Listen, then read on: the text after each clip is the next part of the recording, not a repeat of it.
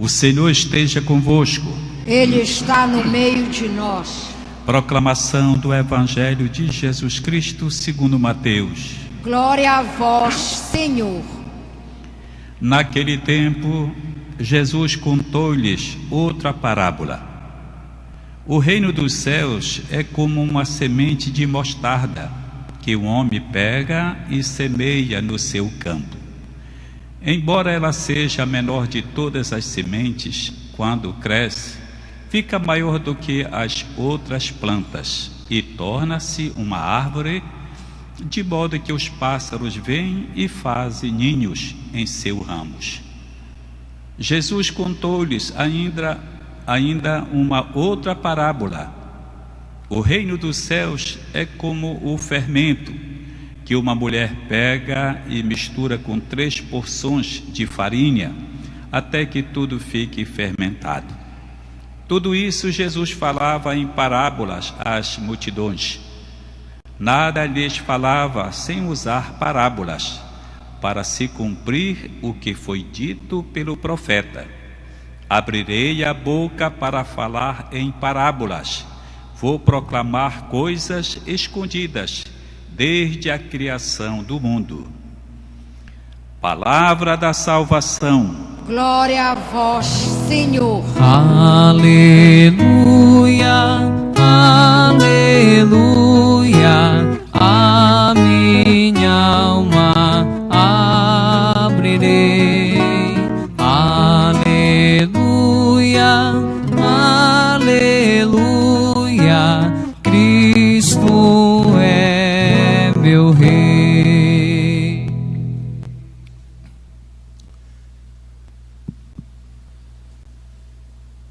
Nestes dias passados, como hoje ainda, a liturgia nos dá a oportunidade de ouvir Jesus, que é o nosso mestre, o mestre da verdade, o qual, para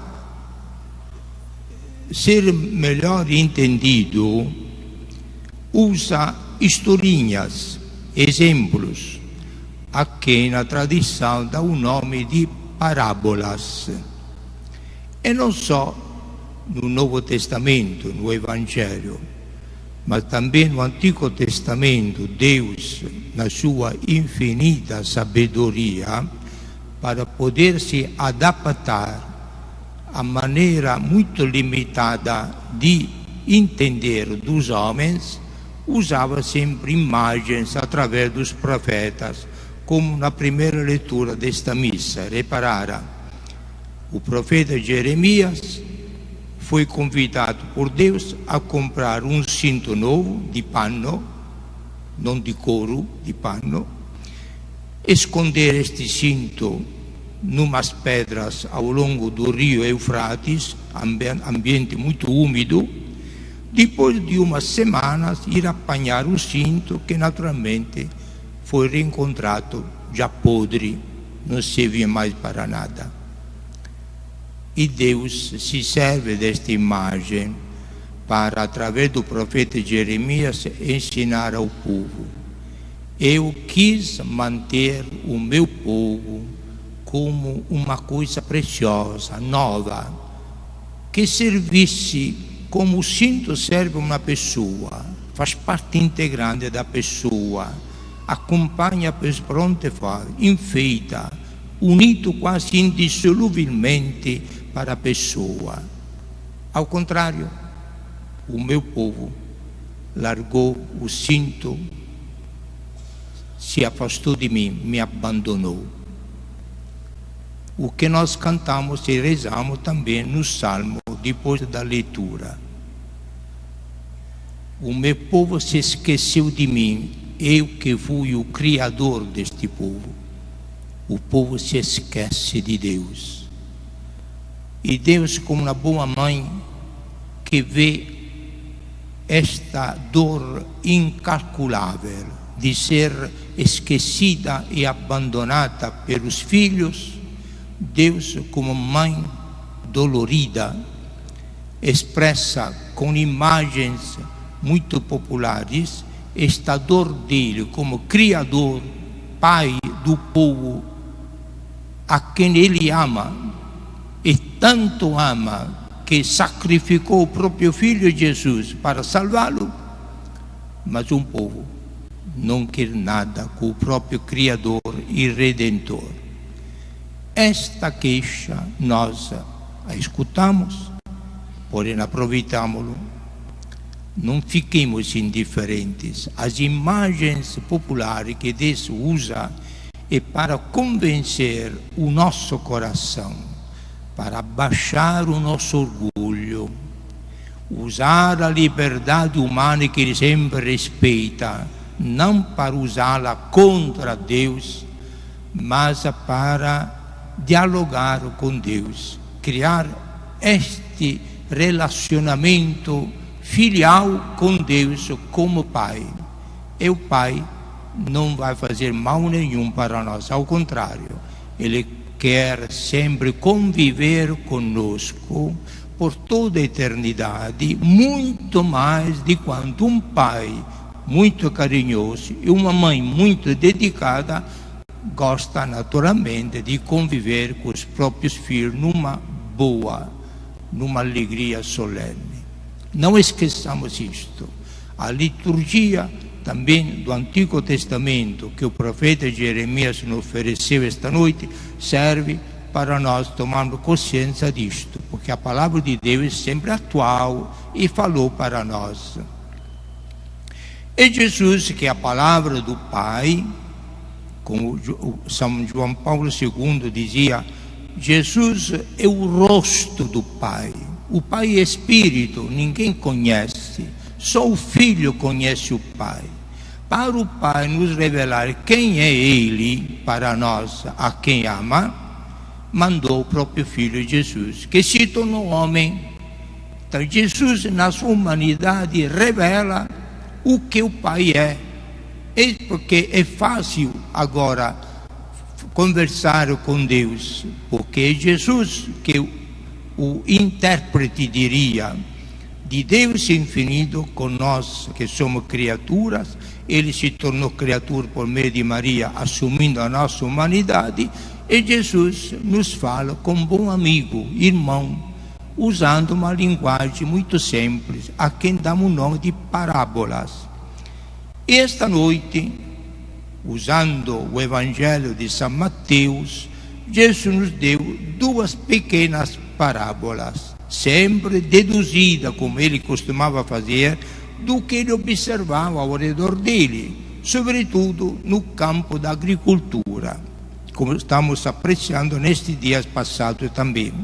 E hoje nos fala de uma sementinha pequenininha, quase invisível, mas colocada na terra, esta sementinha se desenvolve, cresce como uma grande hortaliça, tanto que até os passarinhos botam os ninhos nela. E Jesus disse, então, nós, a igreja dele e todos nós, somos como esta sementinha.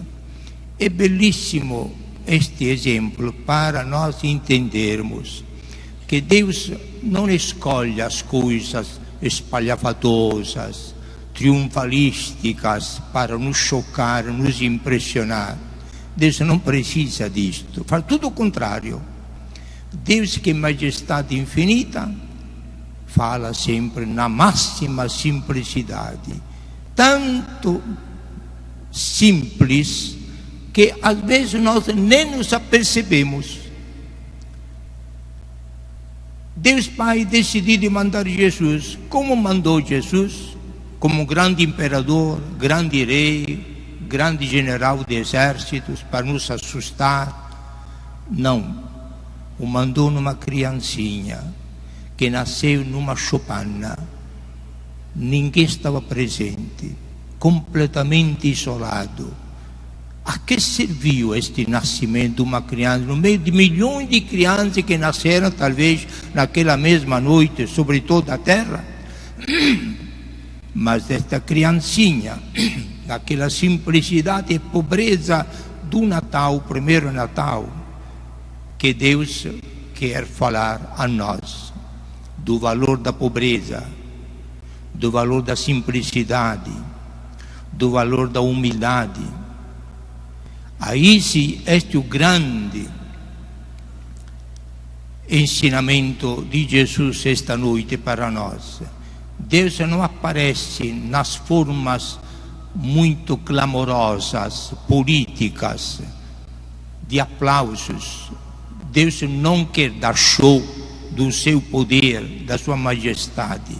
Deus é um show da sua humildade, do seu escondimento. Procurar Deus nas simples coisas. E nós que fazemos esta igreja temos de aprender esta aula de Deus. A simplicidade, a humildade, a bondade, o serviço. Não procuremos aplausos, riquezas, poderes, status. Isto é vaidade, acaba tudo. Mas o que é semeado na simplicidade produz grandes milagres na vida. O exemplo dos santos, nós pensamos logo a São Francisco de Assis, por exemplo. Um rico, filho único, podia ser o maior ricaço, gozando a vida na cidade de Assis. Mas, inspirado por Deus, largou tudo, viveu e casou a pobreza. E nesta simplicidade, ele foi o grande imitador de Jesus, que nós admiramos. Ele é a grande sabedoria do Evangelho. O segundo exemplo que Jesus usa, sempre usando parábolas, esta vez Jesus usa não mais a simplicidade de uma sementinha, mas Jesus é sempre original nas suas fantasias, assim, fala de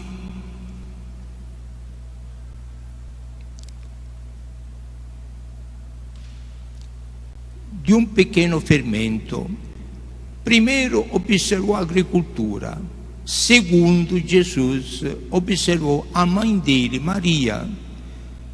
Como eu aprendi de criança, minha mãe, toda semana, segunda-feira, na minha Itália, lá do sul, ela amassava o pão da minha terra, o melhor pão do mundo. Não existe pão melhor do que a da minha terra. A cidade do pão, a minha cidade.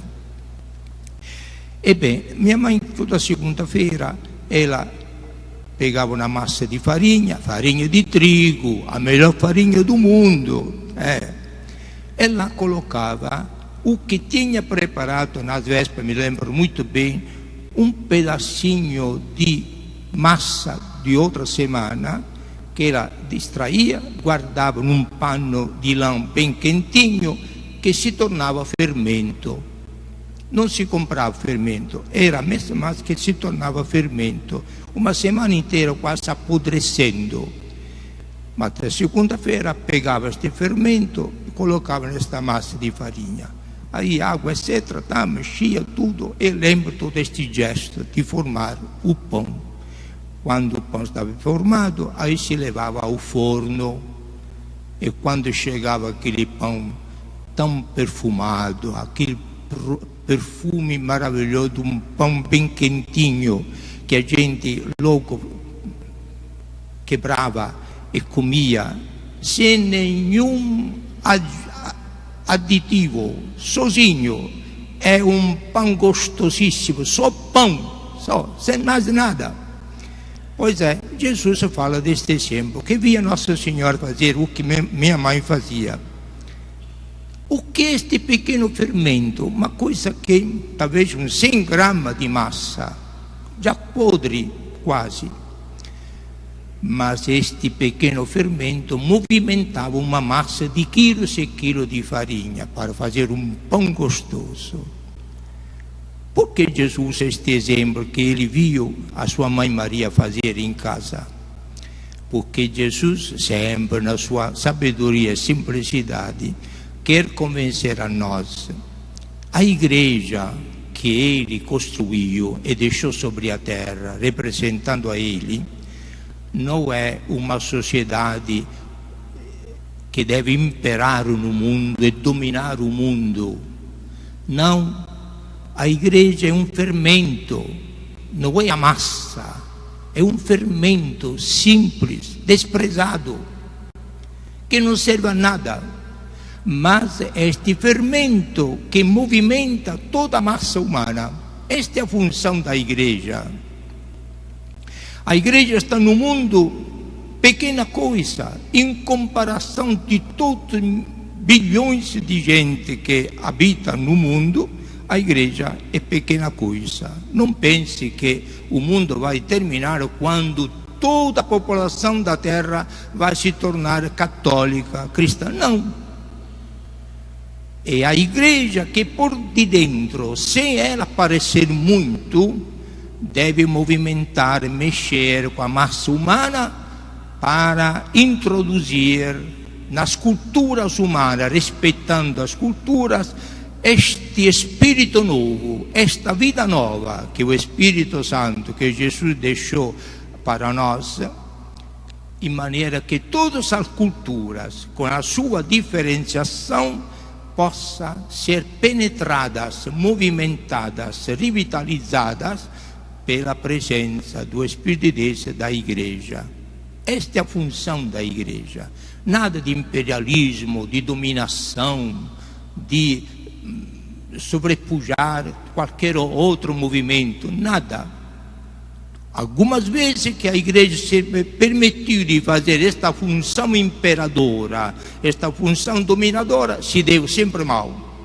Criou tantos escândalos no mundo, foi anti-evangélica, e a igreja apanhou feio, e a humanidade sofreu as consequências. Que nós, como igreja, temos de reassumir esta função de fermento.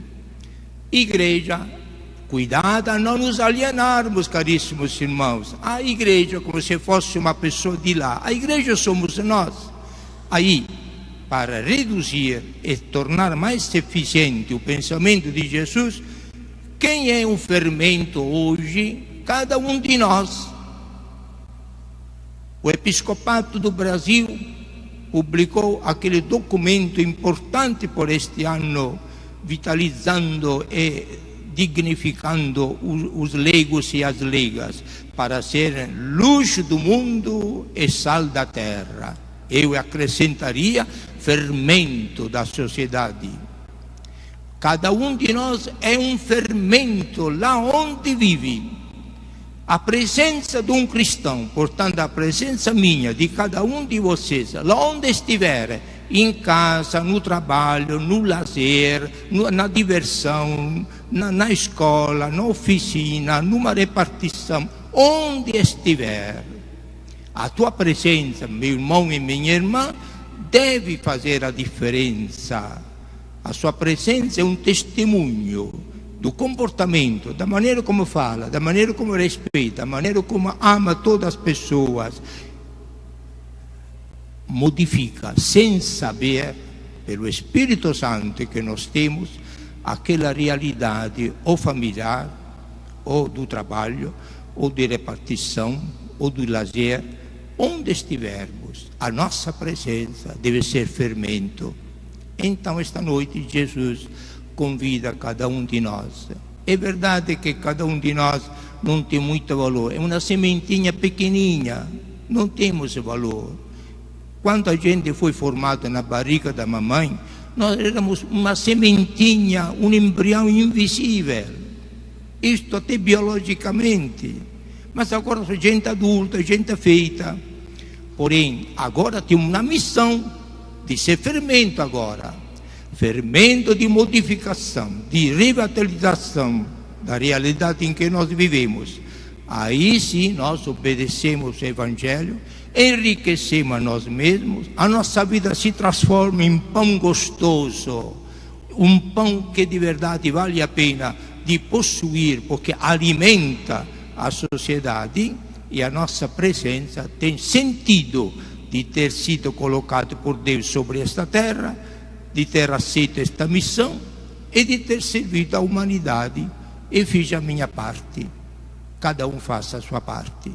E a humanidade vai se tornar mais alegre, mais santa e muito mais viva, na medida em que os cristãos, católicos em modo particular, vivenciam esta missão recebida de ser fermento na sociedade de hoje. É a nossa missão, a missão de todos, dos padres e dos leigos e leigas. Louvado seja nosso Senhor Jesus Cristo. Para sempre seja louvado.